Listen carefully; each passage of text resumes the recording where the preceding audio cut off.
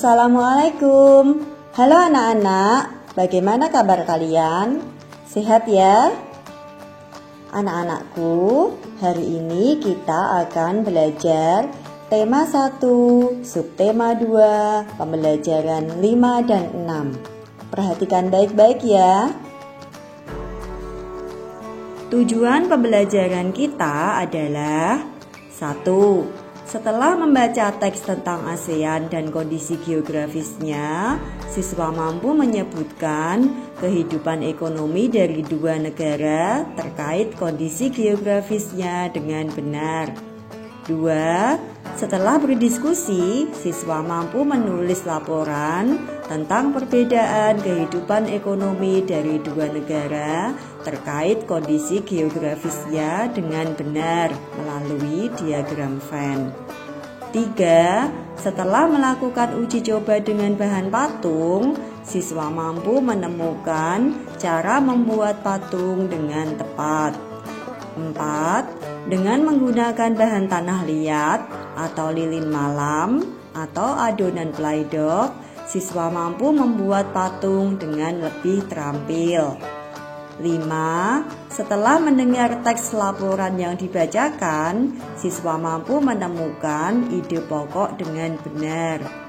6. Setelah berdiskusi, siswa mampu menyusun kesimpulan dari teks yang dibacakan berdasarkan ide pokok yang ditemukan. 7. Setelah membaca teks, siswa mampu menemukan 3 contoh pelaksanaan sila kelima Pancasila terkait menjaga tumbuhan dengan tepat.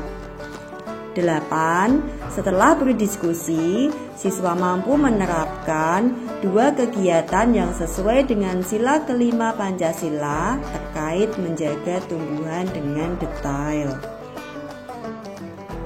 Anak-anakku yang hebat, kondisi geografis yang sama membuat negara ASEAN memiliki persamaan dalam kegiatan ekonomi terkait hasil buminya. Ayo kita pelajari lebih lanjut. Kegiatan ekonomi negara-negara ASEAN. Indonesia mengekspor hasil bumi seperti timah, tembaga, besi, minyak, gas, dan nikel. Selain itu, Indonesia menghasilkan pupuk, tapioka, karet, kopi, kelapa sawit, dan tembakau. Ikan tuna, udang, dan teh juga diekspor ke negara lain. Brunei Darussalam terkenal sebagai pengekspor minyak mentah, gas alam, dan produk minyak. Penduduk Malaysia bermata pencaharian dalam bidang pertanian, pertambangan, dan perindustrian. Pertambangannya menghasilkan biji timah terbesar di dunia. Singapura mengekspor mesin dan alat transportasi, alat elektronik, dan barang-barang konsumsi. Bahan kimia dan produk olahan minyak dihasilkan juga di Singapura. Singapura termasuk negara Asia Tenggara yang berpendapatan paling tinggi. Mata pencaharian penduduk Thailand adalah pertanian, kehutanan, pertambangan, dan industri. Thailand adalah penghasil beras terbesar di Asia dan nomor 3 sedunia. Thailand dijuluki juga negara gajah putih, negara 1000 pagoda, dan lumbung padi ASEAN. Mata pencaharian penduduk Filipina adalah pertanian, pertambangan, dan industri. Komoditas ekspor Filipina terdiri atas gula, kopra, kayu, nanas, dan biji tembaga. Perekonomian sebagian besar penduduk Vietnam adalah pertanian. Padi merupakan hasil utama pertanian di Vietnam. Industri di Vietnam meliputi tekstil, semen, pupuk, kaca, dan ban. Pertambangan di Vietnam menghasilkan emas, biji besi, timah, gamping, fosfat, tungsten, dan seng. Hasil hutannya adalah bambu, kina, kayu, dan kayu manis. Terdapat 2 sungai penting, yaitu Sungai Mekong dan Sungai Songkhla. Sebagian besar penghidupan penduduk Kamboja di sektor pertanian. Rakyat Laos hidup di sektor pertanian yang menghasilkan beras, jagung, tembakau, jeruk, dan kopi. Komoditas perdagangan Myanmar meliputi kayu, terutama kayu jati, beras, pupuk, dan berbagai barang kerajinan. Anak-anakku yang hebat, di pembelajaran 1 kamu sudah memilih 2 negara ASEAN dan membandingkannya dalam hal kegiatan ekonomi. Setelah kamu mempelajari informasi tadi, lengkapilah diagram Venn berikut. Anak-anak, foto di samping adalah patung di Indramayu. Buah mangga merupakan identitas kota tersebut. Begitu pula dengan patung rusa. Banyak seniman menggunakan benda atau makhluk hidup di sekitar sebagai inspirasi mereka. Nah, patung apa yang kamu buat? Pada pembelajaran 2, kamu sudah menentukan model patungmu. Lanjutkan kreasimu sampai selesai. Saat mengerjakan patungmu, kamu harus sabar dan bekerja dengan tekun. Anak-anak, tahukah kamu kelelawar? Hewan ini memiliki fakta yang menarik. Kelelawar memiliki indera pendengaran yang sangat baik, lebih baik daripada manusia. Berikut ini fakta tentang kelelawar. 1. Kelelawar merupakan hewan mamalia dan satu-satunya mamalia yang dapat terbang. 2. Kelelawar hidup di gua yang lembab dan gelap atau di pepohonan yang tinggi. 3. Tubuh kelelawar sangat bersih. 4. Kelelawar termasuk hewan nokturnal, yaitu mencari makan pada waktu malam hari. 5. Kelelawar tidur di siang hari dengan posisi menggantung terbalik. Dan 6. Kelelawar memiliki kemampuan ekolokasi, yaitu menggunakan gelombang bunyi untuk mengetahui posisi suatu benda.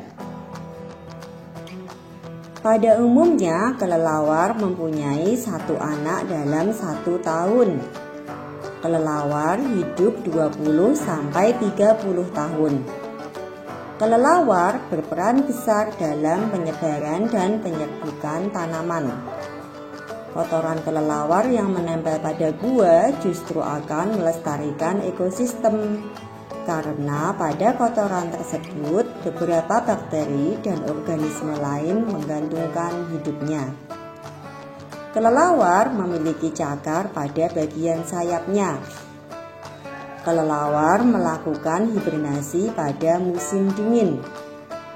Beberapa jenis kelelawar yaitu kelelawar buah, kelelawar ikan, kelelawar lidah panjang, kelelawar katak, dan kelelawar vampir. Siti dan teman-temannya diundang menghadiri acara syukuran di rumah Udin. Di sana banyak makanan. Di meja sebelah kiri ada ayam goreng, sate ayam, dan ikan bakar. Di meja sebelah kanan terlihat ada rendang dan soto ayam. Wah, Siti dan teman-temannya bingung memilihnya. Semua terlihat enak. Beni mulai berjalan mengambil 10 tusuk sate ayam, 2 rendang, dan sepotong ikan bakar. Siti mengambil 3 tusuk sate saja. Ido mengingatkan Beni agar mengambil makanan secukupnya saja. Nah, anak-anak, apa pendapatmu tentang sikap Beni? Pahamilah lagi kelima sila Pancasila berikut. 1. 1. Ketuhanan yang Maha Esa. 2. Kemanusiaan yang adil dan beradab. 3. Persatuan Indonesia. 4. Kerakyatan yang dipimpin oleh hikmat kebijaksanaan dalam permusyawaratan perwakilan. 5. Keadilan sosial bagi seluruh rakyat Indonesia. Apakah yang dilakukan oleh Beni sesuai dengan sila kelima Pancasila? Beni melakukan pemborosan, dan hal tersebut tidak baik bagi lingkungan dan keberlangsungan hidup orang banyak. Pemborosan yang dilakukan Beni dapat berakibat langkanya sumber hewani sebagai sumber makanan. Bersikap adil, menghormati hak-hak orang lain, suka memberi pertolongan, tidak boros, tidak bergaya hidup mewah, tidak merugikan kepentingan orang lain, suka bekerja keras, dan menghargai hasil karya orang lain adalah contoh penerapan sila kelima. Anak-anakku, perhatikan beberapa perilaku pada gambar berikut. Berdasarkan gambar-gambar tersebut, diskusikan beberapa pertanyaan berikut. 1. Di manakah tempat kejadian pada gambar tersebut? 2. Apakah perilaku tersebut telah sesuai dengan nilai-nilai Pancasila? Jelaskan alasan kalian. 3. Sebutkan contoh sikap lain yang sesuai dengan nilai-nilai Pancasila yang pernah kalian lakukan di rumah. Anak-anakku yang hebat, demikian pembelajaran kita pada hari ini. Semoga kalian dapat memahaminya. Pesan ibu, selalu semangat belajar dan jangan lupa patuhi protokol kesehatan dimanapun dan kapanpun kalian berada. Wassalamualaikum warahmatullahi wabarakatuh.